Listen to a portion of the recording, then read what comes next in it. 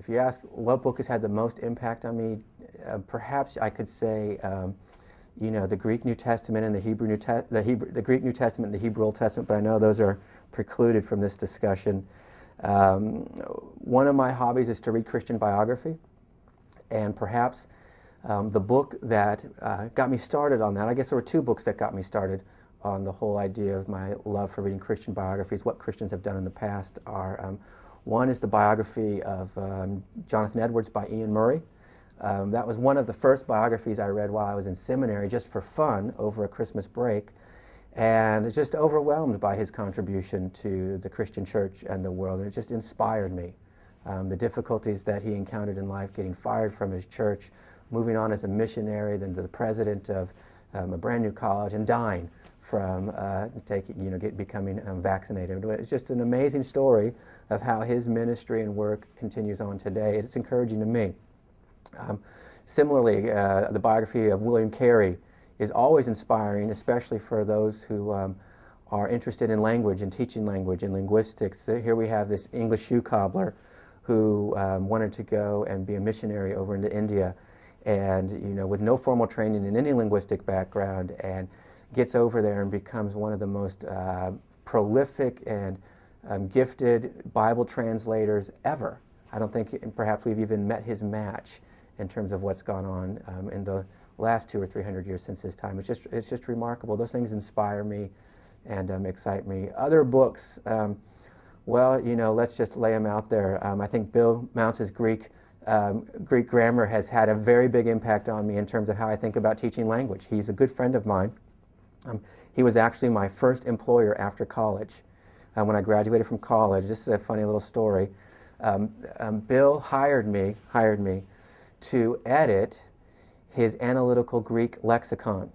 Now, if you can imagine, that's not a very perhaps exciting type of job to do. And my job was to read through the entire analytical lexicon and to check all of the accent marks on Greek and to check all of the definitions or the glosses to see that they weren't archaic. We removed all the King James language and that kind of business. And I spent 6 months of my life editing that volume, and it was a great experience. I learned a lot of Greek at that time. My vocabulary acquisition really skyrocketed. My appreciation for the proper placement of accents was heightened. But what it also did is it got me introduced to Zondervan. That's how I got introduced to Zondervan. They paid me well, they paid me in books. They sent me a catalog and said, "Here, what do you want?" And just graduated from college and wanted to go into biblical studies. It was a great experience for me to be paid in books. So some of Bill Mounce's stuff has been good for me. Especially I've also got to work with Bill in his pastoral epistles commentary. And I really have benefited from that, just having the chance to study Greek, the pastoral epistles, and working on that business. Other books that have been more recently impacting in my life are two of John Piper's books. One of them, Don't Waste Your Life.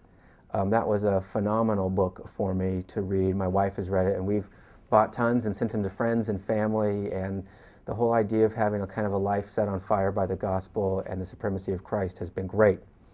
Another one of John Piper's books, probably his two that have influenced me the most, Don't Waste Your Life, and then Let the Nations Be Glad.